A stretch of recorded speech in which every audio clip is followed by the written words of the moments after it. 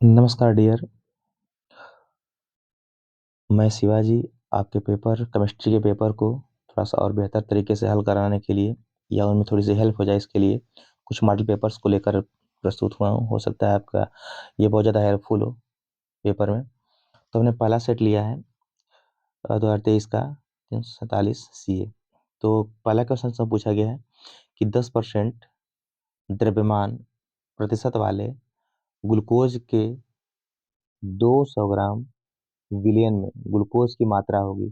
जिसमें ग्लूकोज की मात्रा पूछा गया है। हमेशा देखिएगा डियर कि ग्लूकोज तो हमेशा हर जगह केवल केवल केवल और केवल विलायक के रूप में उपयोग किया जाता है। तो विलयन के दो घटक होते हैं, एक विलेय और दूसरा विलायक। विलयन में जिस घटक की मात्रा कम होती है उसे विलेय कहते हैं, और जिस घटक की मात्रा अधिक होती है उसे हम क्या कहते हैं, विलायक कहते हैं। यानी कि विलेय और विलायक दोनों मिलकर बनता है विलयन। तो जब भी द्रव्यमान प्रतिशत दिया हो आपको विलयन का परसेंटेज भाग दिया हो और साथ में किसी एक घटक का मात्रा पूछे, चाहे विलेय की मात्रा बदले चाहे किसी की भी, तो उसके लिए हम इस फार्मूले का उपयोग करेंगे। फार्मूला क्या होता है कि विलयन प्रतिशत बराबर विलेय की मात्रा बटा में विलयन की मात्रा इंटू 100। ठीक है। तो अब यहाँ पर देखिए, विलेय ग्लूकोज की मात्रा आपसे पूछ दिया गया है, हम है ना, ग्लूकोज की मात्रा पूछा गया है तो हम क्या करेंगे, ग्लूकोज हम बताएं अभी नहीं, ग्लूकोज हमेशा क्या रहेगा, विलेय रहेगा। तो हम ग्लूकोज की मात्रा को यहाँ पर हम x मान लेते हैं, x ग्राम। हमने माना कि ग्लूकोज जो है x ग्राम है, हम फार्मूले पर पुटअप कर देंगे मान करके। विलयन का परसेंटेज यहाँ पे रखना हमको है। तो विलयन का परसेंट कितना दिया करा कि 10% द्रव्यमान वाले, है ना। तो विलयन का परसेंट कितना है, 10% है।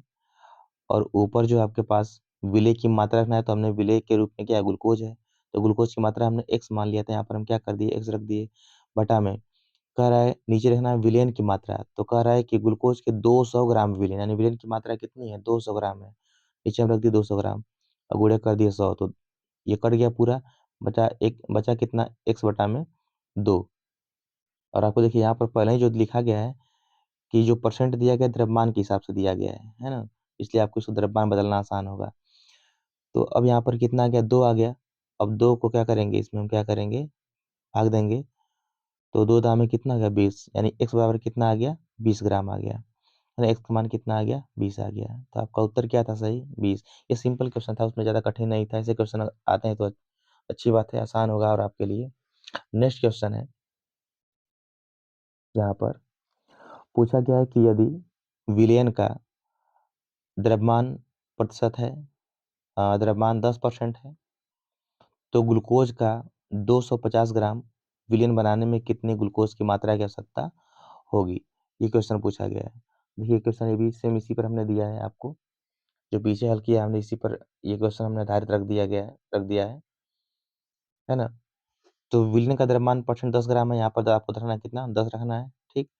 तो ग्लूकोज का 250 ग्राम विलयन बनाने में, तो ग्लूकोज का 250 ग्राम विलयन बनाने में, तो विलयन की मात्रा कितना दे दिया गया, 250 ग्राम। तो नीचे रखना 250 ग्राम। कितना ग्लूकोज चाहिए, तो ग्लूकोज क्या है, विलेय है, विलेय को हम कितना मान लिए, x ग्राम। तो नीचे बस वही क्या है, 10% वही रहेगा सेम। तो जो यहाँ पर 200 ग्राम था वो कितना था, 250 ग्राम। इसको छोड़ते हैं, कर लेंगे आसानी से। नेक्स्ट क्वेश्चन है, कह रहा है कि एक अभिक्रिया है जिसका वेग स्थिरांक k का मान 2.3 into 10⁻⁵ litre mole inverse second inverse है। तो कह रहा है कि अभिक्रिया की कोटि क्या होगी। तो हमेशा देखिएगा डियर कि वेग स्थिरांक का मात्रक अगर आपको पता है तो अभिक्रिया कोटि आप ज्ञात कर सकते हैं किसी माध्यम से। देखिए बताते हैं आपको कैसे, है ना। अगर वेग स्थिरांक का मात्रक आपको पता है, देखिए वेग स्थिरांक का मात्रक क्या होता है, तो मोल 1 - n लीटर n-1 सेकेंड -1। ठीक। तो यहाँ पर देखिए n का मतलब होता है अभिक्रिया की कोटि। यहाँ पर जो n दिखाई दे रहा है, n का मतलब क्या है, अभिक्रिया कोटि है। और अभिक्रिया कोटि हमसे पूछा गया है और ये इसी रूप में दिया गया है। देखिए लीटर है इसमें, फिर मोल है, मोल की घात है, फिर सेकेंड है। ठीक है, इसी रूप में रखना है हमको, कुछ नहीं करना है। तो हम इसमें से भाई कुछ भी मात्रक बस देखना है। अभिक्रिया की जब भी कोटि पूछे ऐसे क्वेश्चन देकर, तो जो मात्रक है उसी मात्रक की हम क्या कर देंगे, तुलना कर देंगे। क्योंकि यहाँ पर वेग स्थिरांक k का मान दिया गया है, तो यहाँ पर k का ही क्या हो गया, मात्रक हो गया। और वेग स्थिरांक k का मात्रक क्या होता है, ये होता है। इसी से हम तुलना कर देंगे। तो हम कोई एक लेते हैं, है ना, सेकंड को तो छोड़ देते हैं, हमको लीटर या मोल में से कोई एक लेना होता है। तो लीटर पर कितना घात यहाँ पर है, 1 घात है ना, लीटर पर कितना घात है, 1 है। तो हम क्या करेंगे, लीटर को लेते हैं, देखते हैं 1 कैसे आएगा। तो देखिए लीटर पर क्या है, n-1 है, तो n के स्थान पर हम क्या रखेंगे कि पूरा हल करने पर कितना है, 1 आए। तो आप जानते हैं कि n के स्थान पर केवल और केवल 2 रखने पर ही 2 में से 1 जाएगा, तो क्या बचेगा, 1 बचेगा। यानी और हम बताएं कि n का मतलब क्या है, अभिक्रिया की कोटि, यानी कि 2 रखने पर हमको यहाँ पर 2 रखने पर 2-1 बराबर कितना आ रहा है, 1 आ रहा है। यानी लीटर पर कितना आ रहा है, 1 आ रहा है, हमको 1 लाना था। तो 1 तब आ रहा है जब हम n का मान कितना रख रहे हैं, 2 रख रहे हैं, 2 रख रहे हैं। तो 2 मतलब क्या हो जाएगा, अभिक्रिया कोटि क्या है, द्वितीय। हम इससे भी हल कर सकते हैं, है ना? हम इससे भी हल कर सकते हैं, मोल से भी। देखिए, मोल पर कितना आया, घात है, -1 है। तो हम यहाँ पर n के स्थान पर क्या रखेंगे कि -1 हो जाएगा। तो सबको पता है कि अगर यहाँ पर 1 रखते हैं हम लोग, तो 1 में से 1 जा कितना होता है, 0 हो जाता है। अगर हम यहाँ पर n का मान 2 रखते, तो 1 में से 2 जाता तो कितना आता, -1, है ना? तो -1 तभी आ रहा है जब हम n का मान कितना रख रहे हैं, 2 रख रहे हैं। और n का मान ही क्या है, अभिक्रिया की कोटि है। तो यहाँ पे n का मान 2 रखने पे आ रहा है, इसलिए अभिक्रिया कोटि क्या है, द्वितीय है। आपका आंसर क्या हो जाएगा, द्वितीय हो जाएगा। नेक्स्ट क्वेश्चन आपका है, कह रहा है कि वह क्षारक जो आरएनए में नहीं होता है, वह क्षारक जो आरएनए में नहीं होता है। तो देखिए, एडेनिन दिया है, ग्वानिन दिया है, थायमिन दिया है और यूरेसिल दिया है। तो हमेशा याद रखिएगा डियर कि जो डीएनए होता है, डीएनए डीएनए डीएनए में होता है एडेनिन, ग्वानिन, साइटोसिन और थायमिन। और जो आरएनए होता है, आरएनए में होता है एडेनिन, ग्वानिन, साइटोसिन और यूरेसिल। तो आरएनए में इसमें देखिए एडेनिन है, ग्वानिन है, साइटोसिन है, लेकिन यहाँ पर क्या है, थायमिन के स्थान पर क्या है, यूरेसिल है। थायमिन के स्थान पर क्या है, यूरेसिल है। ठीक है डियर।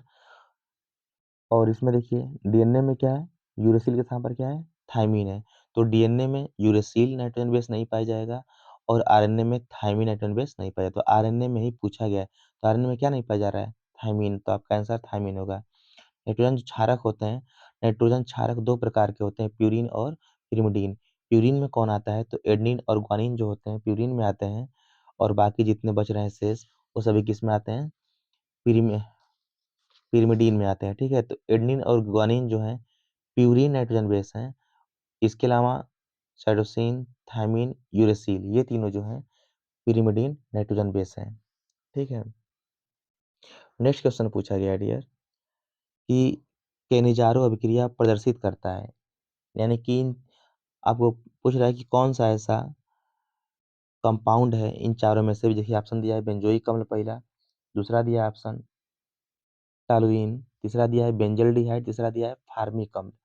तो आपको चारों में से पता करना है कौन सा ऐसा है जो केनिजारो अभिक्रिया प्रदर्शित करता है। केनिजारो वैज्ञानिक का नाम है डियर, देखते हैं। तो पहले हम जान लेते हैं कि केनिजारो अभिक्रिया होती क्या है, उसके बाद आप जान पाएंगे कि कौन प्रदर्शित करता है। देखिए, तो केनिजारो अभिक्रिया में देखिए हमने यहाँ पे ले लिया 2HCHO, यानी कि ये क्या है, फार्मेल्डिहाइड है डियर, यानी जिसमें CHO रहेगा वो क्या रहेगा, एल्डिहाइड। तो 2HCHO यानी क्या है, फार्मेल्डिहाइड है। जब फार्मेल्डिहाइड की क्रिया NaOH या KOH से कराते हैं तो एल्कोहल बनता है और साथ में उसका लवण बनता है। इस क्रिया को हम बोलते हैं केनिजारो अभिक्रिया। ठीक, तो यहाँ पर हमने तो एग्जाम्पल क्या दिया, ये हमने चाहे इसको लेना है हम लोगों को, जब पूछे केनिजारो अभिक्रिया किसे कहते हैं, समीकरण दीजिए, तो चाहे इस समीकरण को लिख सकते हैं आप पेपर में, चाहे इस समीकरण को लिख सकते हैं, दोनों में से कोई एक ही लिखना रहेगा आपको। तो हमने फार्मेल्डिहाइड लिया और इसको NaOH या KOH की उपस्थिति में गर्म किया, की क्रिया कराए, तो एथेनॉल बना और सोडियम फार्मेट बना। ठीक, वहीं से हम क्या कर सकते हैं, यहाँ पर बेंजल डिहाइड ले सकते हैं। क्या ले सकते हैं डियर, बेंजल डिहाइड, 2 मोल लेना होगा। तो बेंजल डिहाइड को हम क्रिया करा रहे हैं NaOH या KOH के साथ, तो यहाँ पर बेंजिल एल्कोहल बन रहा है डियर और सोडियम बेंजोएट बनेगा, है ना, बेंजोएट, सोडियम बेंजोएट बनेगा। तो आप देख पा रहे हैं कि यहाँ पर जो एल्डिहाइड है, CH समूह किसका था, एल्डिहाइड था। तो एल्डिहाइड ही कौन सी अभिक्रिया देता है, केनिजारो अभिक्रिया देता है। ये हमने यहाँ पर आंसर लिख चुका है, एल्डिहाइड। तो एल्डिहाइड जो होता है केनिजारो अभिक्रिया देता है। ठीक है, अब नेक्स्ट चलते हैं। अगला क्वेश्चन पूछा गया है कि निम्न में से कार्बिल एमीन अभिक्रिया कौन देता है, कार्बिल एमीन अभिक्रिया कौन देता है। तो हमेशा देखिएगा डियर कि कार्बिल एमीन अभिक्रिया जो होती है, इसका और नाम है, इसका एक और नाम होता है हाफ माइन आइसोसाइनाइड संश्लेषण भी होता है इसका नाम। तो इस नाम से भी पूछ सकता है, कार्बिल अमीन अभिक्रिया किसे कहते हैं भी पूछ सकता है। तो हमेशा रखिएगा कि जो प्राथमिक एमीन होते हैं केवल वही देते हैं कार्बिल एमीन अभिक्रिया। प्राथमिक एमीन का मतलब होता है कि अगर अमोनिया में से, अमोनिया का सूत्र होता है NH3, है ना, तो अमोनिया में से एक H किसी एल्किल या एरिल समूह द्वारा विस्थापित हो जाए तो क्या बनेगा, प्राथमिक एमीन बनेगा। अगर 2H विस्थापित हो जाए, हट जाए किसी एल्किल या एरिल समूह द्वारा, तो उसको हम बोलेंगे द्वितीयक एमीन। यदि अमोनिया के तीनों H, तीनों हाइड्रोजन हट जाएं किसी एल्किल या एरिल समूह द्वारा तो बनेगा तृतीयक एमीन डियर। तो प्राथमिक एमीन हमेशा क्या देता है, कार्बिल एमीन अभिक्रिया, यानी कि N के पास 3H होता है। अगर N के पास 3 में से H होता है, अगर एक H गायब हो तो प्राथमिक एमीन, अगर N के पास से 2H गायब हो तो द्वितीयक एमीन, अगर N के पास से तीनों H गायब है तो तृतीयक एमीन। ठीक है, तो अब ऑप्शन देखिए यहाँ पर दिया गया है, ऑप्शन से आप पहचान सकते हैं आसानी से। होता है कि N के पास देखिए कितना एमीन है, इनके पास कितना होता है H, 3H होता है। देखिए इसमें H एक गायब है मतलब प्राथमिक एमीन, यानी आपका आंसर क्या होगा, यही होगा। यहाँ देखिए इनके पास खाली एक ही H है, यानी कि 2 गायब हैं, द्वितीयक एमीन है, जबकि हम बता चुके हैं कि केवल प्राथमिक एमीन ही अभिक्रिया देगा कार्बिल एमीन, है ना। केवल प्राथमिक एमीन ही ऐसा एमीन है जो कार्बिल एमीन अभिक्रिया देता है। यहाँ पे देखिए इनके पास कितना H है, एक नहीं है, तो यानी तीनों गायब हो चुका है, तो ये तृतीयक एमीन हो गया, देगा नहीं। यहाँ इनके पास H एक है, यानी कि 2 ठो गायब है, यानी कि द्वितीयक एमीन है, ये भी नहीं देगा। ठीक है, तो आप जान चुके हैं कि प्राथमिक एमीन ही ये देगा। अब नेक्स्ट चलते हैं, कार्बिल एमीन क्रिया होता क्या है। तो जब एमीन की क्रिया क्लोरोफार्म एवं एल्कोहलिक के OH की उपस्थिति में कराते हैं तो उसी को हम बोलते हैं कार्बिल एमीन अभिक्रिया। इसमें निर्माण किसका होता है, आइसोसाइनाइड का निर्माण होता है। इस अभिक्रिया को आइसोसाइनाइड परीक्षण भी कहते हैं ना, इस अभिक्रिया को आइसोसाइनाइड परीक्षण भी कहते हैं। तो आइसोसाइनाइड परीक्षण पूछे आपसे, चाहे कार्बिल एमीन अभिक्रिया पूछे आपसे, चाहे हाफमान आइसोसाइनाइड संश्लेषण पूछे, तीनों के लिए एक ही आंसर आपका होगा। चलिए देखते हैं। तो हमको लेना क्या है, यहाँ से प्राथमिक एमीन लेना है। हम R दिखा देते हैं, R मतलब एल्किल समूह है, एक H घटा करके वहां पर वही आ गया है। तो अब इसके स्थान पर कोई नहीं, कि हम यहाँ पर इसके स्थान पर हम R के स्थान पर CH3 ले सकते हैं, R के स्थान पर C2H5 ले सकते हैं, R के स्थान पर बेंजीन ले सकते हैं। अगर CH3 लेंगे तो मेथिलेमीन, C2H5 लेंगे तो एथिलेमीन, C6H6 लेंगे तो बेंजीन एमीन बनेगा। उससे कोई मतलब नहीं है खास, प्राथमिक एमीन हमको बस लेना है। प्राथमिक एमीन ले लिए, और यहाँ पर क्या लिए हम लोग, क्लोरोफार्म ले लिए। और ध्यान देना आपको डियर की KOH आपको अनिवार्य है लेना। ठीक है, तो देखिए अब यहाँ से, तो K पर होता है पॉजिटिव आवेश डियर और Cl पर होता है निगेटिव आवेश। तो जहाँ पॉजिटिव निगेटिव की बात आती है तो हमेशा पॉजिटिव निगेटिव अपने में निकल जाएंगे बाहर, तो 3K और 3Cl पहले ही बाहर निकल जाएंगे, यानी कि 3K और 3Cl पहले ही बाहर निकल जाएगा। इसको हम दिखा दे रहे हैं यहाँ पर, यानी पहले क्या निकल जाएगा, 3KCl। ठीक, ये निकल जाएगा। अब बात करते हैं यहाँ पर H की। तो जब भी O आपके पास कितना बचा हुआ है बहने, 3 बचा हुआ है, H यहाँ पर भी 3 बचा हुआ है।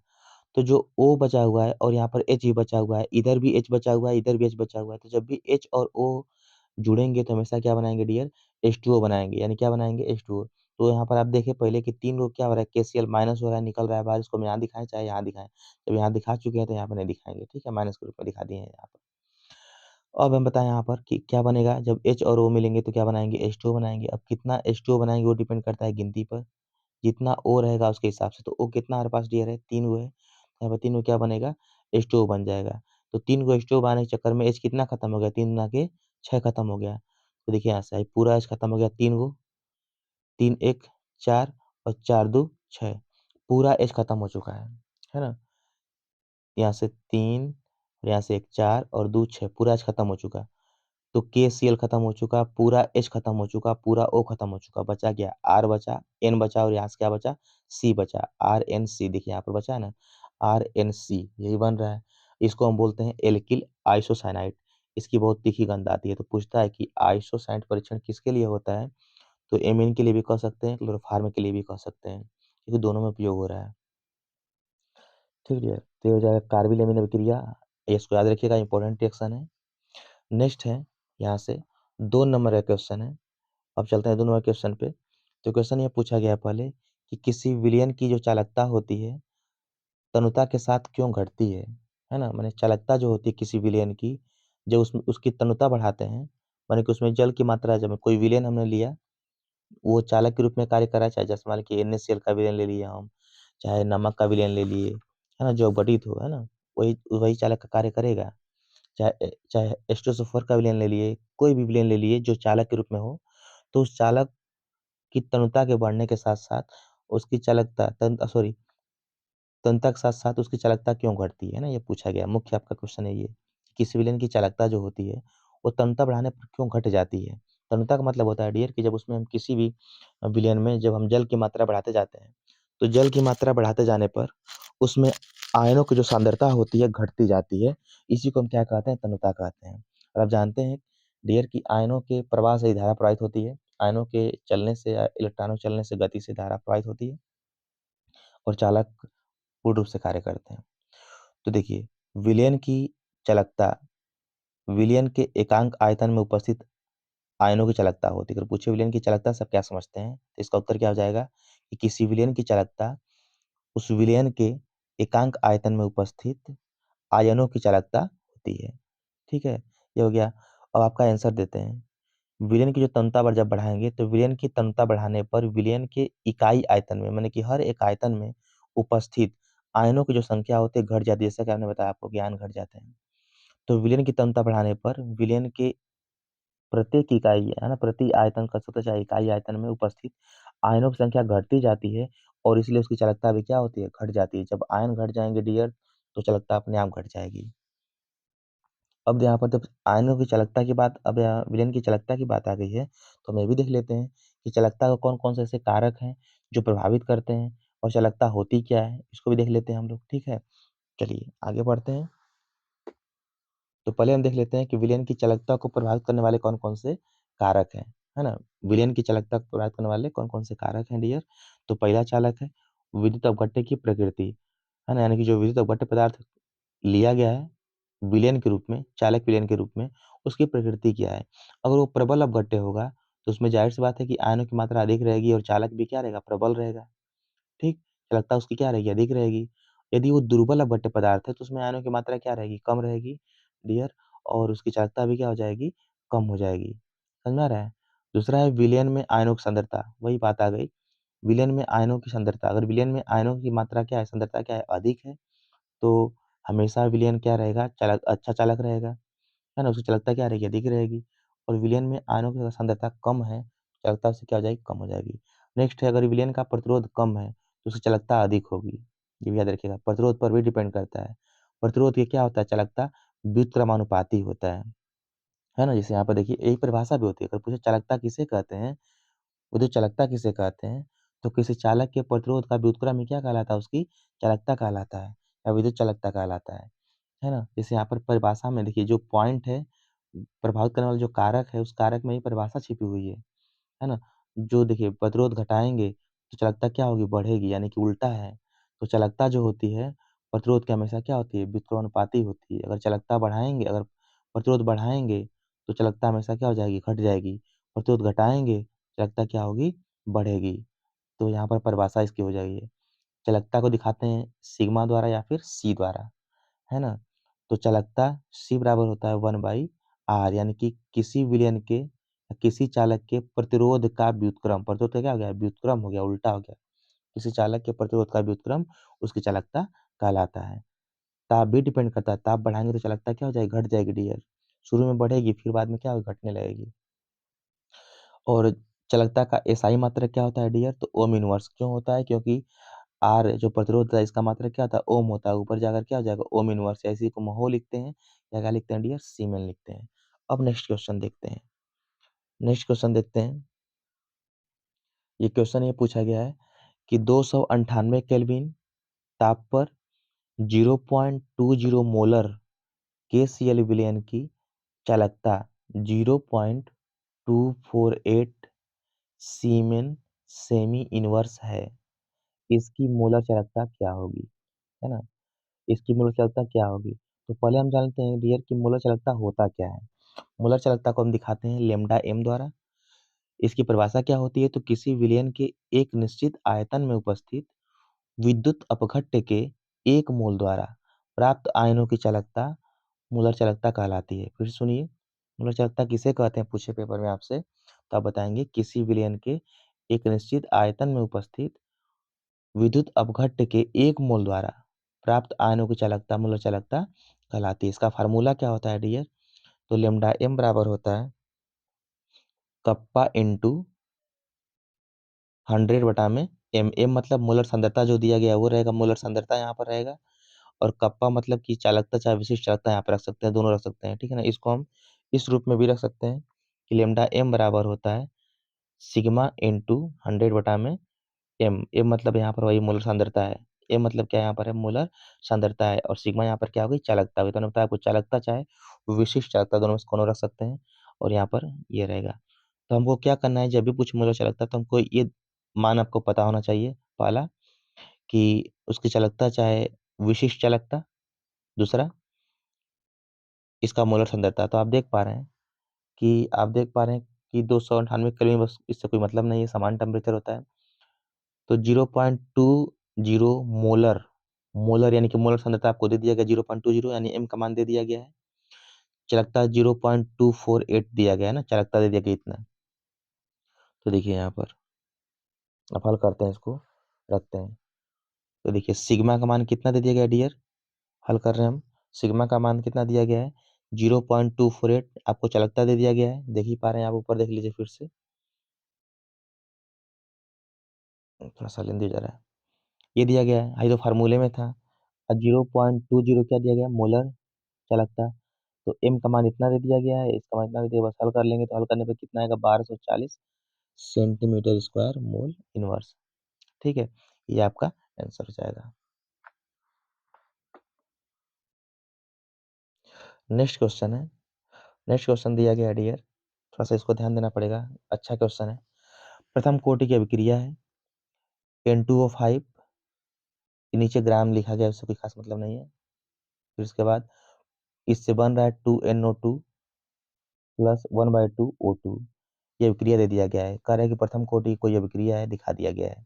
इस अभिक्रिया में कह रहा है कि इस अभिक्रिया में 310 केल्विन ताप पर N2O5 की जो प्रारंभिक मात्रा थी, यानी शुरुआती जो मात्रा थी, वो 1.24 इंटू 10⁻², मोल लीटर इनवर्स थी। कह रहा है शुरू में N2O5 की मात्रा इतनी थी, जो 30 मिनट बाद 0.20 इंटू 10⁻² मोल लीटर इनवर्स रह गई, मतलब कि बच गई। पहले इतनी मात्रा थी, तो अभिक्रिया होने के बाद 30 मिनट अभिक्रिया जब हो चुकी, तो उन्होंने देखा कि जो इसकी मात्रा थी N2O5 की, वो पहले इतनी थी, और अभिक्रिया 30 मिनट हो जाने के बाद उसकी मात्रा कितनी शेष बची है? 0.20 इंटू 10⁻² मोल लीटर इनवर्स रह गई, मतलब कि बच गई, शेष है ये। तो शेष मात्रा आपको इतना दिया गया है, शुरुआती मात्रा आपको इतना दिया गया है। तो शेष मात्रा को हम दिखाते हैं A-X से, और जो शुरुआती मात्रा है उसको दिखाते हैं हम A से। तो वही कह रहा है कि रह गई, यानी शेष इतनी बच गई, तो बताना है कि वेग स्थिरांक क्या होगा उसका। वेग स्थिरांक की आपको गणना करना है, ठीक है। और आपको कोष्टक में log 6.2 का मान दे दिया गया है। log 6.2 का मान दिया गया 0.7924। ठीक, ये इतना दे दिया गया है। तो इतना मान दिया, इसका मतलब क्या है डियर? कि इतना मान देने का मतलब है कि जाहिर सी बात इसका उपयोग होगा। चलिए क्वेश्चन आता, देखिए आपकी शुरुआती मात्रा क्या क्या दिया गया था, देखिए। तो क्वेश्चन में आपकी शुरुआती मात्रा दिया गया है डियर, ए बराबर है, ए दिखाते हैं शुरुआती मात्रा को प्रारंभिक मात्रा। तो N2O5 की प्रारंभिक मात्रा कितना थी? 1.24 इंटू 10⁻², और समय दिया था 30 सेकेंड, 30 मिनट। और जो शेष मात्रा है उसको दिखाते हैं A-X से, हम बताए पहले ही। विशेष मात्रा इतनी दे दिया गया है, और के का मान आपसे पूछ रहा है। तो फार्मूला होता है जब ऐसे भी क्वेश्चन आए जिसमें के रहे और शुरुआती मात्रा रहे और शेष मात्रा भी रहे, तो हम इस फार्मूले का हमेशा उपयोग करेंगे, केवल और केवल इस फार्मूले का उपयोग करेंगे, सिंगल फार्मूला। तो के बराबर होता है डियर, वेग स्थिरांक के बराबर होता है 2.303 बटा में टी होता है। टी मतलब क्या है? समय है। लाग ये ए होता है, ए मतलब शुरुआती मात्रा, यहाँ पर ए रहता है, बटा में A-X हमने डायरेक्ट किया है। तो ऊपर ए बटा में नीचे A-X। तो हाई जो पूरा मान है ए का है, हाई नीचे क्या रहता है? A-X रहता है, और हाई जो है टी का मान है। ठीक है, टी मतलब कि समय जो इतना दिया रहेगा वो रहेगा। ए मतलब शुरुआती मात्रा, A-X मतलब कि शेष मात्रा, जितनी मात्रा बच गई रह गई वो रखना है। तो बस वो करना क्या है, 2.30 रखना है हम लोगों को। 2.303 तो पहले से फार्मूले में टी कितना दिया है? 30 मिनट। शुरुआती मात्रा इतना दिया है, और शेष मात्रा इतना दिया है। बस इस पर रख करके अब आपस में क्या करेंगे, काट पीट करके हल करते आएंगे। जब हल करते आएंगे डियर, तो फिर देखिए यहाँ पर इसको हल करने पर देखिए पूरा पूरा कट जा रहा है।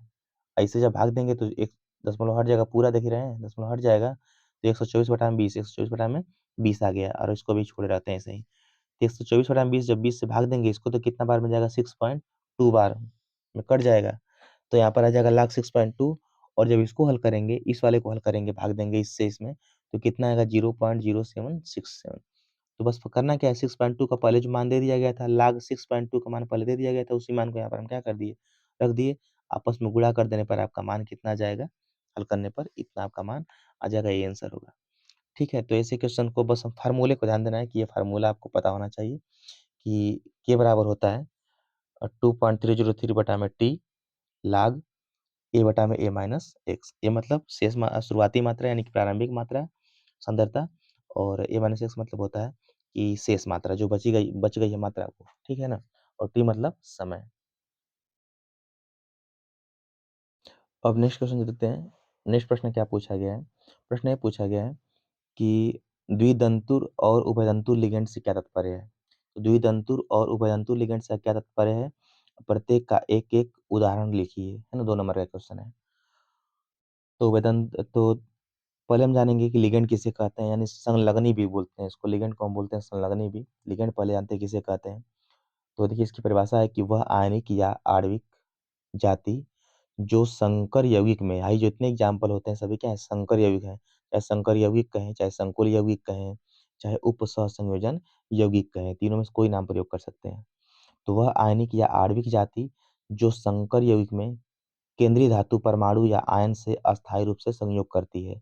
इस कोष्टक के ठीक सामने जो परमाणु होता है वो होता है केंद्रीय धातु परमाणु, और कोष्टक के अंदर जितने परमाणु होते हैं वो जुड़े होते हैं उससे अस्थायी रूप से, है ना, इस धातु परमाणु से अस्थायी रूप से जुड़े होते हैं जो कोष्टक के अंदर रहते हैं।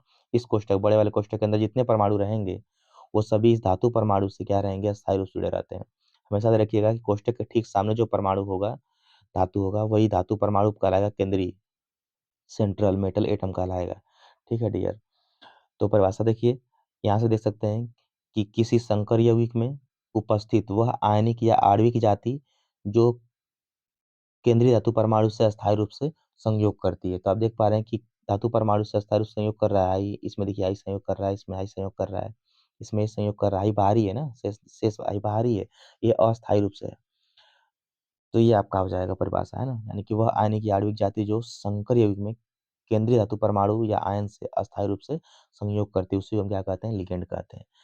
अब देखिए, अगर धातु परमाणु से समान प्रकार के लिगेंड जुड़े रहते हैं, इस संकर यौगिक में केंद्रीय धातु परमाणु से समान प्रकार के लिगेंड जुड़े रहते हैं, तो उसको हम बोलते हैं समरूप या फिर होमोलेप्टिक संकर यौगिक। क्या बोलेंगे, समरूप या होमोलेप्टिक संकर यौगिक। और यदि किसी भी संकर यौगिक में केंद्रीय धातु परमाणु से अलग अलग प्रकार के लिगेंड जुड़े रहेंगे तो उसको हम बोलेंगे असमरूप या हेट्रोलेप्टिक संकर यौगिक। ठीक है, हेट्रोलेप्टिक संकर यौगिक हम समझ में आ रहा है, तो ऐसे भी क्वेश्चन बनते हैं। तो यहाँ पर ये सभी क्या हो गए, लिगेंड हो गए। अगर लिगेंड सभी समान प्रकार के हैं, धातु परमाणु जुड़े हुए, तो समरूप कहलाएगा, चाहे होमोलेप्टिक संकर यौगिक। और यदि लिगेंड जो होते हैं अगर अलग अलग प्रकार के जुड़े हुए हैं, अलग अलग प्रकार के लिगेंड जुड़े हुए हैं धातु परमाणु से, तो उसको हम बोलेंगे हेट्रोलेप्टिक संकर यौगिक। देखिए आप देख लेते हैं थोड़ा सा कि दाता परमाणु के आधार पर लिगेंड कितने प्रकार के होते हैं। थोड़ा सा देखिए, दाता परमाणु के आधार पर जो लिगेंड होते हैं, दाता परमाणु के आधार पर जो लिगेंड होते हैं उसको देख लेते हैं हम लोग। तो एक दंती लिगेंड है, द्विदंती लिगेंड है, बहुदंती लिगेंड है, क्लियट लिगेंड है, उभयदंती लिगेंड है, और षटदंतुर लिगेंड है। तो दंती चाहे दंतुर का उससे कोई खास मतलब नहीं। एक दंती मतलब कि जिनके पास एक दाता परमाणु उपस्थित होता है, यानी कि वे लिगेंड जिनके पास केवल एक दाता परमाणु उपस्थित होता है उसको हम कहते हैं दंती लिगेंड। हमने एग्जाम्पल ले लिया है OH minus NH3 CN minus bromine H2 CU, सभी क्या है, एक दंती है। द्विदंती लिगेंड का मतलब ये होता है कि वे लिगेंड जिनके पास दो दाता परमाणु उपस्थित होते हैं उनको हम क्या बोलते हैं, द्विदंती लिगेंड बोलते हैं। तो CH2 NH2 CH2 NH2 इसको दिखाते हैं शॉर्ट में किससे, EN द्वारा, है ना, खाली EN यहाँ पे लिख सकते हैं आपकी, EN हो गया, एथिलीन डाई एमीन। C2O4 है ऑक्सलेट, है ना, C2O4 ऑक्सलेट, ये क्या है, द्विदंती है। ग्लाइसिनो NH2 CH2 COO माइनस, ये क्या है, ग्लाइसिनो है, ये भी क्या, द्विदंती। तो तीन ठो एग्जाम्पल आपके ऐसे हैं जो द्विदंती के रूप में आ रहे हैं। बहुदंती का मतलब ये होता है कि बहुमन क्या होता है, अधिक होता है, यानी कि वे लिगेंड जिनके पास दो या दो से अधिक दाता परमाणु उपस्थित होते हैं उनको हम क्या बोलते हैं, बहुदंती लिगेंड कहते हैं। एग्जाम्पल में यही तीनों रहेंगे, ठीक है ना। किलेट लिगेंड किसे कहते हैं, तो जब कोई बहुदंती लिगेंड केंद्रीय धातु परमाणु से अपने आप को जोड़ता है, जब कोई बहुदंती लिगेंड केंद्रीय धातु परमाणु से अपने आप को जोड़ता है तो एक वलय का निर्माण होता है। इस प्रभाव को कीलेट प्रभाव कहते हैं, इस प्रभाव को कीलेट प्रभाव कहते हैं, तथा ऐसे लिगेंड को कीलेट लिगेंड कहते हैं। ये आपका आंसर जाएगा कीलेट का। ईएन हाई है, इसी को ऊपर दिखाते हैं NH2CH2 NH2CH2, ठीक है। अब एग्जाम्पल, अब अगला अगला क्वेश्चन क्या, देखिए ये क्वेश्चन पूछा गया था, उभयदंती लिगेंड किसे कहते हैं, तो वे लिगेंड जिनके पास दो दाता परमाणु उपस्थित होते हैं परंतु संकुल निर्माण के समय केवल एक दाता परमाणु का उपयोग करता है, उसे हम क्या कहते हैं, उभयदंती लिगेंड कहते हैं। एग्जाम्पल में NO2 नाइट्रो या फिर ONO नाइट्राइटो, CN साइनो या NC आइसोसाइनेटो। ये जो एग्जाम्पल है, कुछ 4 एग्जाम्पल आपके याद रखिएगा, ये बहुत उभयदंती के लिए। षटदंती का मतलब ये होता है कि जिनके पास 6 दाता परमाणु उपस्थित होते हैं उनको हम बोलते हैं षटदंतु लिगेंड। एग्जाम्पल जगह EDTA, ethylene diamine tetra acetate, ethylene diamine tetra acetate, इसका सूत्र होता है, सूत्र आपसे कम चांस से पूछे फिर भी देख लीजिए।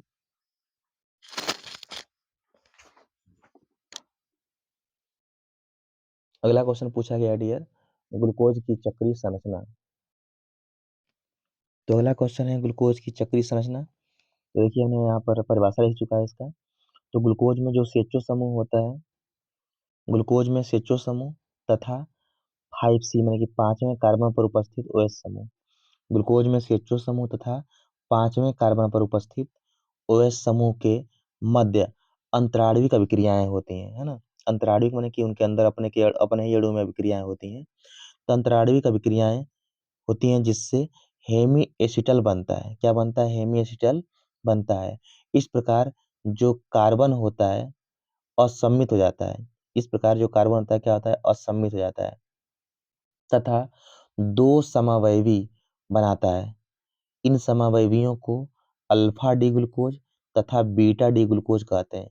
ये दोनों समअवयवी एक दूसरे के क्या होते हैं, एनोमर होता है। अभी बताएंगे एनोमर क्या होता है, ठीक है। तो देखिए पहले यहाँ पर देख लेते हैं संरचना। तो ये ग्लूकोज की संरचना है, मूल, है ना। ये जो है ग्लूकोज की मूल संरचना है।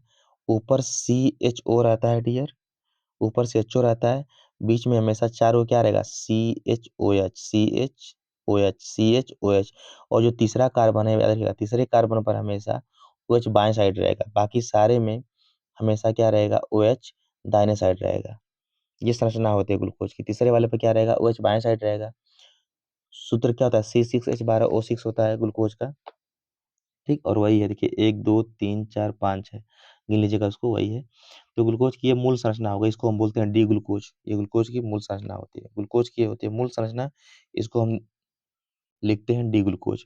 अब देखिए हमने बताया कि ग्लूकोज में CHO समूह और पांचवें कार्बन पर उपस्थित OH समूह के मध्य क्या होंगी, अंतराणविक अभिक्रियाएं होंगी आपस में। तो होगा क्या कि जो H होगा ये चला जाएगा किसके पास, O के पास, तो क्या बना लेगा, OH, ठीक है, क्या बना लेगा, OH। तो जो CO है इधर भी कर सकते हैं हम, चाहे CO उधर भी कर सकते हैं, बाएं साइड भी दाएं साइड भी, लेफ्ट में भी और राइट में भी कर सकते हैं।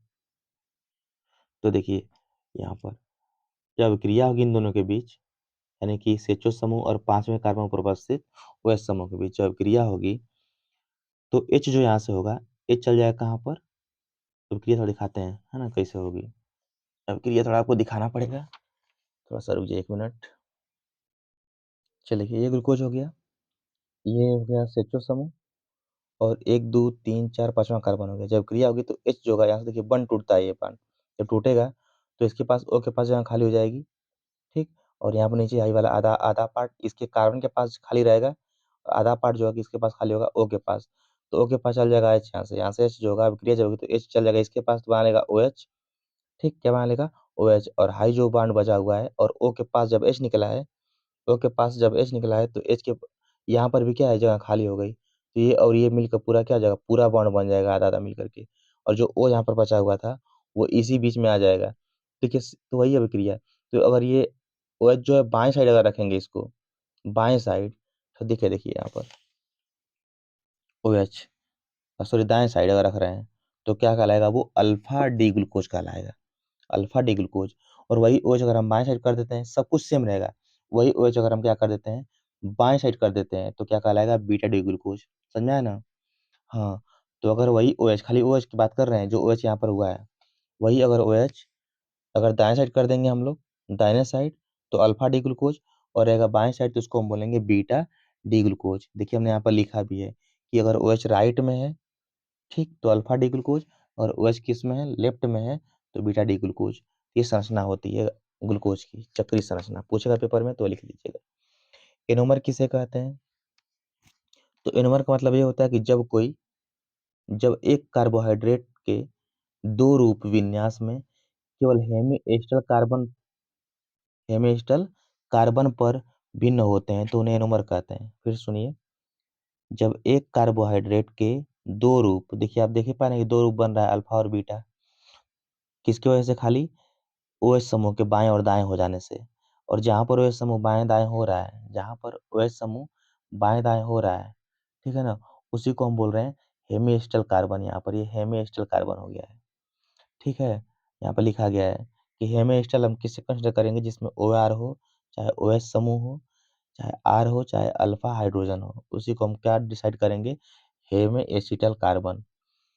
तो जब एक, आपको छोड़िए उसको, एनोमर किसे कहते हैं, तो आप इतना लिखेंगे कि जब एक कार्बोहाइड्रेट के दो रूप विन्यास में केवल हेमी एस्टर कार्बन पर भिन्न होते हैं, है ना, केवल हेमी एस्टर कार्बन पर भिन्न होते हैं तो उन्हें क्या कहते हैं, एनोमर कहते हैं। ये में नहीं रहेगा, इसको में नहीं रहेगा यहाँ पर। तो जब एक कार्बोहाइड्रेट के दो रूप विन्यास में, दो रूप जो इसके हैं, केवल हेमी एस्टर कार्बन के कारण ही क्या होते हैं, भिन्न होते हैं, तो उसी को हम क्या कहते हैं, एनोमर कहते हैं।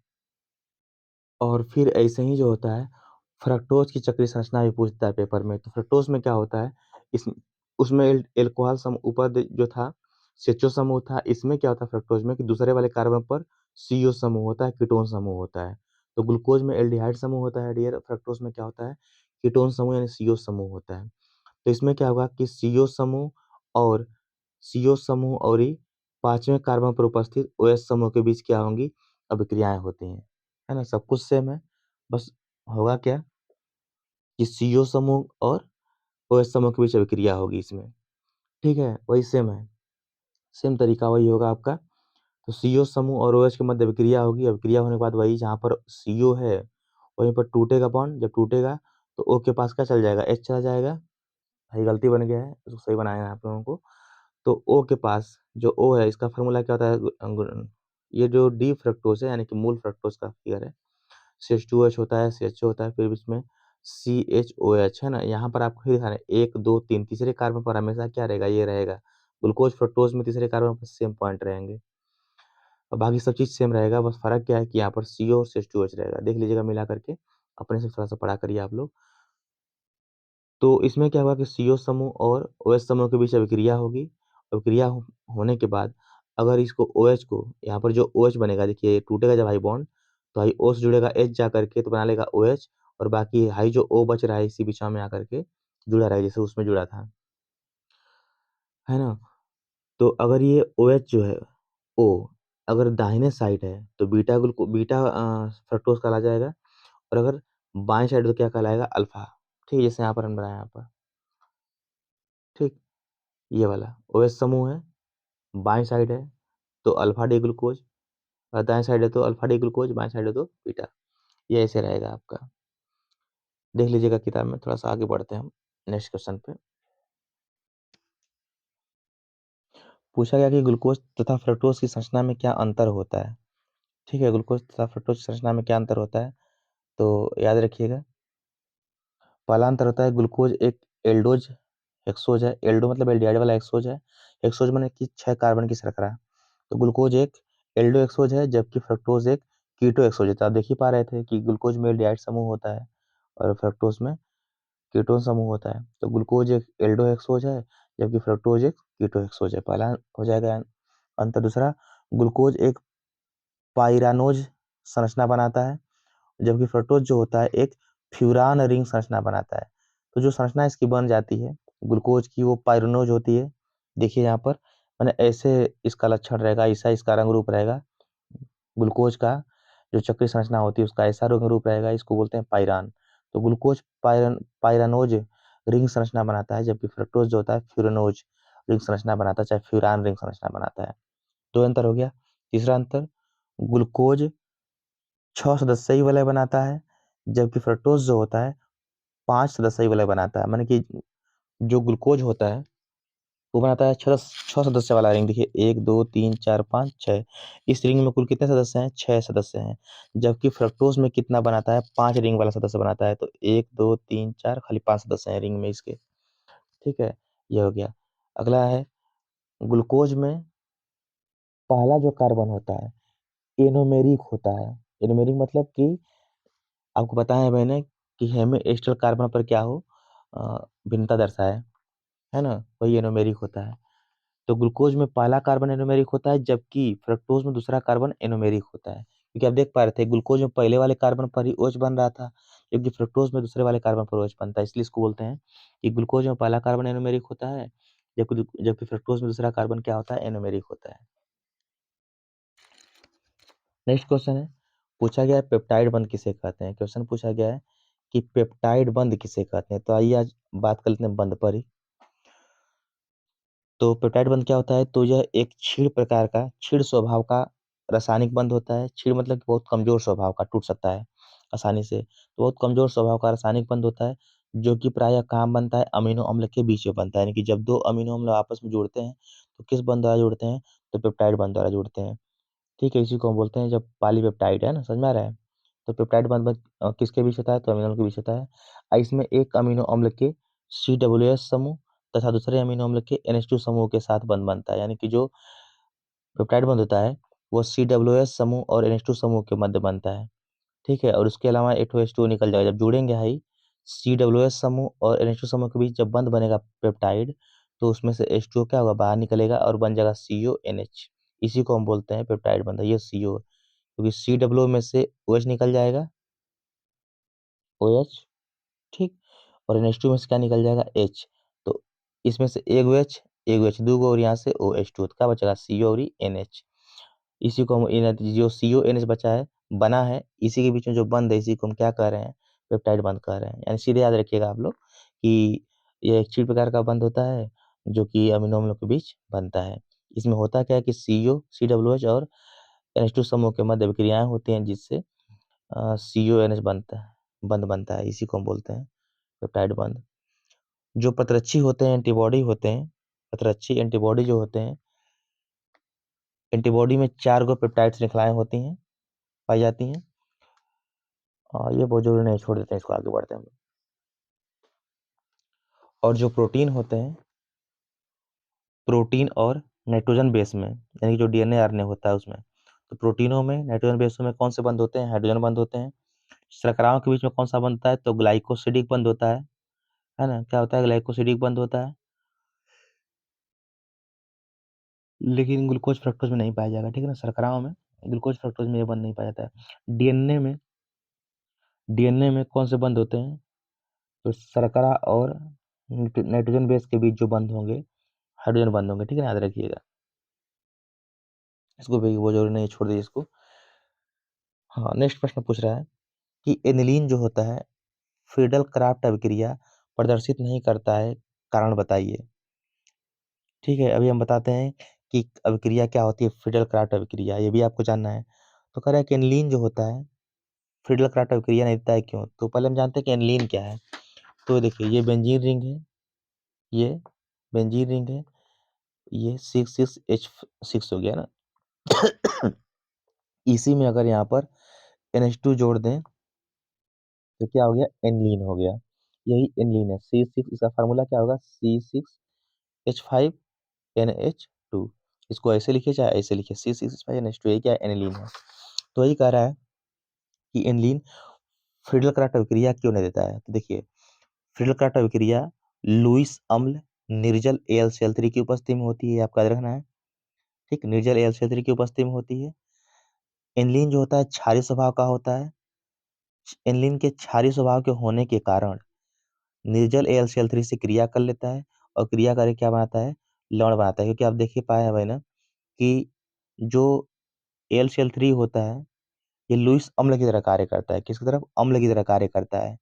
और एनिलीन जो है इसका स्वभाव कैसा है? क्षारीय है। तो जब अम्ल और क्षार जब क्रिया कर ले अपने में क्रिया कर लेंगे तो अभिक्रिया कहाँ से होगी? क्योंकि यही जो निर्जल AlCl3 इसकी उपस्थिति में क्रिया कराना है, ना कि इससे क्रिया कराना है ना? AlCl3 से अभिक्रिया नहीं कराना होता है, बल्कि AlCl3 की उपस्थिति में क्रिया कराना होता है। तो जिसकी उपस्थिति में क्रिया कराना है, जिसको उत्प्रेरक के रूप में हम उपयोग कर रहे हैं, उसी से ही क्रिया कर ले रहा है ना? जब उसी से क्रिया कर लेगा तो जो जिस पदार्थ से हमको क्रिया कराना है उससे हो ही नहीं पाएगी, इसलिए अभिक्रिया नहीं देता है ना। तो सीधे उत्तर है कि फिडलक्राफ्ट जो अभिक्रिया होती है लुईस अम्ल निर्जल AlCl3 की उपस्थिति में होती है, और जो एनिलीन होता है वो क्षारीय स्वभाव का होता है। क्षारीय स्वभाव का होने के कारण इस यह क्या करता है कि AlCl3 से क्रिया करके लवण बना लेता है ना? और नष्ट हो जाता है, खराब हो जाता है, मतलब कि उसका उपयोग हो जाता है। और जो नाइट्रोबेंजीन होते हैं और एनिलीन होते हैं, इसमें जो NO2 होता है और NH2 समूह होता है, दृढ़ता से इलेक्ट्रॉन निकाल लेते हैं और इलेक्ट्रॉन निकाल करके रिंग को निष्क्रिय कर देते हैं। ये भी इसका दो उत्तर हो जाएगा, पहला उत्तर हाई, दूसरा उत्तर हाई, दोनों में से कोई लिखिए आप, है ना? जो नाइट्रोबेंजीन चाइमीन होता है उसमें उपस्थित जो NO2 समूह है चाहे NH2 समूह है, ये दोनों क्या करते हैं? तेजी से इलेक्ट्रॉन निकालते हैं, निकाल करके रिंग को निष्क्रिय कर देते हैं, और जब रिंग निष्क्रिय हो जाएगी तो अभिक्रिया करना मुश्किल हो जाएगा। ठीक है ना? तो यहाँ पर क्या क्वेश्चन पूछा गया है? फिडलक्राफ्ट अभिक्रिया देख लेते हैं क्या होता है। तो इसमें दो अभिक्रिया आपको पढ़ना होता है फिडलक्राफ्ट में। यहाँ पर हम पढ़ रहे हैं एस्टिलीकरण और एल्किलीकरण, है ना? दो अभिक्रिया लिखना होता है। फिडलक्राफ्ट अभिक्रिया में दो अभिक्रिया, फिडलक्राफ्ट एल्किलीकरण, फिडलक्राफ्ट एसिलीकरण। तो देखिए हमने क्या लिया, हेलो एरीन ले लिया, हाई एक्स मतलब हाइड्रोजन परमाणु है। CH3Cl से कराएंगे तो ये एल्किल हैलाइड है तो एल्किलीकरण, और CH3COCl से कराएंगे तो ये एसिड एसिल हैलाइड है तो एसिलीकरण इसको बोलेंगे। और प्रक्रिया सिंपल होगी, बस यहाँ से H और यहाँ से क्या निकल जाएगा? Cl। H और Cl निकल, देखिए यहाँ पर निर्जल AlCl3 है, तो जब H और Cl निकल जाए तो क्या बचेगा? CH3 यहीं पे आकर के जुड़ जाएगा तो क्या बन जाएगा? टॉलुइन बन जाएगा, है ना? यहाँ पर देखिए ये इसे रिंग बनेगी ये, और ऊपर क्या हो जाएगा? CH3 जुड़ जाएगा, निकल क्या रहा है? H X और Cl, ठीक है ना? XCl निकल रहा है। अगर यहाँ पर Cl लिए रहते तो Cl क्या होता? 2 हो जाता है ना? XCl यहाँ से XCl यहाँ से Cl2 हो जाता है, समझ में आ रहा है? तो ये बनेगा। तो ये हेलोकेन हमने ले लिया, CH3Cl से क्रिया कराया हमने निर्जल AlCl3 की उपस्थिति में। तो जब कराएंगे एल्किल हैलाइड से तो एल्किलीकरण, जब कराएंगे एसिल हैलाइड से तो एसिटिलीकरण, ठीक है ना? चाहे एसिटिल हैलाइड से कराएंगे तो एसिटिलीकरण। वही यहाँ पर अभिक्रिया होगी, यहाँ से Cl और यहाँ से Cl निकल जाएगा बाहर, और हाई जो पूरा यहाँ पर आकर जुड़ जाएगा तो क्या बन जाएगा? एसीटोफिनोन वही बनेगा। हाई क्या बन रहा है? टॉलुइन बन रहा है। तो जब पूछे फिडलक्राफ्ट अभिक्रिया क्या होती है, दोनों में से कोई एक लिखना है। जब पूछे फिडलक्राफ्ट एल्किलीकरण किसे कहते हैं तो हाई लिखना है खाली। पूछे फिडलक्राफ्ट एसिटिलीकरण किसे कहते हैं तो हाई लिखना है आप लोगों को। आगे बढ़ते हैं। कह रहा है कि एथिलेमीन जो होता है जल में विलेय होता है जबकि एनिलीन नहीं होता है, क्यों? एथिलेमीन जल में विलेय होता है जबकि एनिलीन नहीं होता है, क्यों?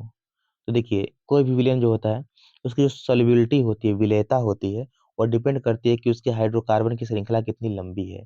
जितनी लंबी उसके कार्बन की श्रृंखला होगी उतना ही सॉल्युबिलिटी उसकी यानी विलेयता क्या होगी? कम होगी, घुलनशीलता उससे क्या होगी? कम होगी, है ना? समझ में आ रहा है? जितना ही अधिक रहेंगे, देखिए उल्टा है, कार्बन की श्रृंखला जितनी अधिक रहेगी उतना ही सॉल्युबिलिटी उससे क्या होगी? कम होगी, और जितना श्रृंखला कम होगी उतना ही सॉल्युबिलिटी क्या होगी? अधिक होगी, या मिलेता क्या होगी? अधिक होगी। तो यहाँ पर यही देखिए एथिल एमीन जल के साथ हाइड्रोजन बंध बना लेता है, परंतु एनिलीन के साथ C6H5 समूह के बड़े आकार के कारण, देखिए इसमें C कितना छठ है, जबकि एथिलेमीन में एथमन 2 कार्बन होता है तो एथिलेमीन में केवल 2 ही कार्बन रहता है, लेकिन एनिलीन में कितना कार्बन है? 6 कार्बन है, C6H5 है। तो एथिलेमीन जल के साथ हाइड्रोजन बंध बना लेता है, परंतु एनिलीन जो होता है इसके साथ एलीन के साथ C6H समूह के बड़े आकार होने के कारण इसमें हाइड्रोजन बंध बनाने की प्रकृति नहीं होती है। इतना बड़ा आकार होता है कि सोल्यूबल क्यों नहीं होता है? क्योंकि जितना बड़ा आकार रहेगा उतना ही हाइड्रोजन बंध बनाने में असमर्थ रहेगा, और जल के साथ हाइड्रोजन बंध जो बना लेता है आसानी से वही घुल जाता है, ठीक है? तो एथिलेमीन जल के साथ हाइड्रोजन अणु बना लेता है इसलिए घुल जाता है, घुलनशील होता है। लेकिन एनिलीन जो होता है, एनिलीन के C6H5 समूह के बड़े आकार के कारण इसमें हाइड्रोजन बंध बनाने की प्रकृति नहीं होती है, और इसीलिए जल में क्या होता है? अविलेय होता है, याद रखिएगा आप लोग, ठीक है ना? तो विलेयता का याद रखिएगा कि जिसमें कार्बन श्रृंखला अधिक रहेगी उसकी विलेयता हमेशा क्या होगी? घट जाएगी, क्योंकि बड़ा आकार हो जाएगा उसका, बड़ा आकार हो जाने के कारण ये जल के साथ हाइड्रोजन बंध नहीं बनाएगा, है ना। और जिसमें कार्बन श्रृंखला कम रहेगी वो घुलनशील रहेगा। नेक्स्ट क्वेश्चन पूछा गया यहाँ पर कि मोनोसेक्राइड किसे कहते हैं। मोनोसेक्राइड किसे कहते हैं क्वेश्चन पूछा गया है ना। तो चाहे मोनोसेक्राइड पूछे, चाहे कार्बोहाइड्रेट, चाहे शर्करा पूछे, देखिए ध्यान से। तो हम शुरू से पूरा पढ़ लेते हैं हम लोग। तो इसको हम पढ़ाएंगे नेक्स्ट वीडियो में। यहाँ से हम शुरू करेंगे नेक्स्ट वीडियो में। आज के लिए बस इतना ही। थोड़ा बढ़िया से पढ़ लिया करिए आप लोग।